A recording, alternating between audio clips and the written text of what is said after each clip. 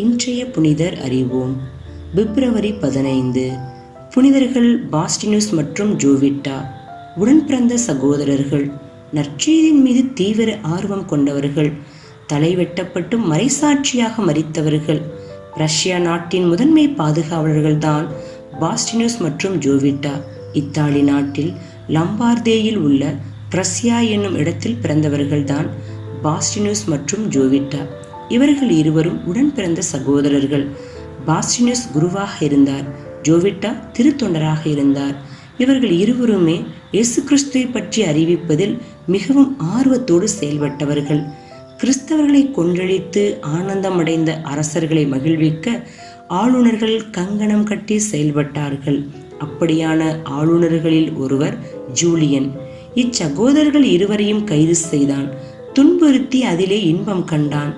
ரஷ்யாவில் இருந்து மிலான் நகருக்கும், மிலானிலிருந்து ரோமைக்கும், பிறகு நேபிள்ஸ் பகுதிக்கும், மீண்டுமாக பிரஷ்யாவுக்கும் கட்டி இழுத்துச் சென்றான்.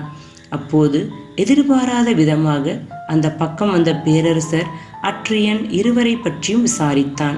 விசாரணையின் போது சூரியனை வணங்கும்படி கட்டளை பிறப்பித்தான் பேரரசன்.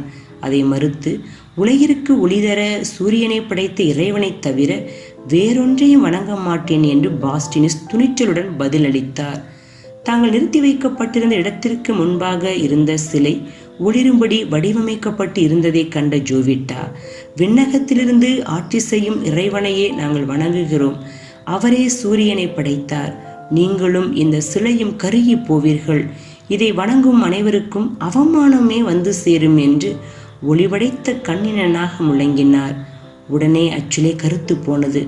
அங்கு நின்ற பூசாரிகளை அனுப்பி சிலையை சுத்தம் செய்யும்படி அரசன் கட்டளையிட்டான். பயந்து நடுங்கி தயங்கியபடியே அவர்கள் சென்றார்கள். சென்று அச்சிலையை தொட்டதும் அது சாம்பல் போல் உதிர்ந்து விழுந்தது. கோபத்தின் உச்சத்திற்கு போன அப்பேரரசன் பசியோடும் பட்டினியோடும் வளர்க்கப்பட்டிருந்த சிங்கங்களுக்கு இரையாக்குவதற்காக அதன் குகைகளுக்கு இருவரையும் எடுத்துச் செல்ல கட்டளையிட்டான். அதன்படி வீரர்கள் செய்தார்கள். குகையின் கதவுகள் திறக்கப்பட்டன. சிங்கங்கள் பாய்ந்து வந்தன. பாய்ந்து வந்த சிங்கங்கள் அவர்கள் முன் மண்டியிட்டு பணிந்து நின்றன. இதை நேரில் பார்த்த புனித கலாசெருஸ் உண்மை கடவுளை நம்பி தன்னோடு 12,000 மக்களை சேர்த்து திருமுழுக்கு பெற்று கிறிஸ்தவரானார். பிறகு இருவரையும் சிறையில் அடைத்து உணவும் நீரும் கொடுக்காது பட்டினி போட்டு கொல்ல தயாரானார்கள். சிறையில் இருந்தபோது வானதூதர்கள் இந்த இருவரையும் திடப்படுத்தினார்கள். பயம் போக்கி மகிழ்ச்சி அளித்தார்கள். அந்த அறை முழுவதும் நிறைந்திருந்த ஒளியை பார்த்த எண்ணற்ற மக்கள் கத்தோலிக்க கிறிஸ்தவர்கள் ஆனார்கள்.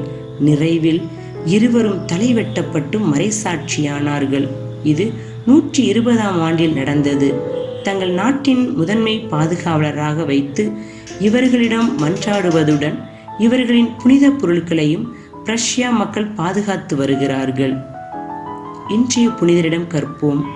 எல்லா சூழலிலும் இறைவனின் பராமரிப்பை கண்டுகொள்வோம்.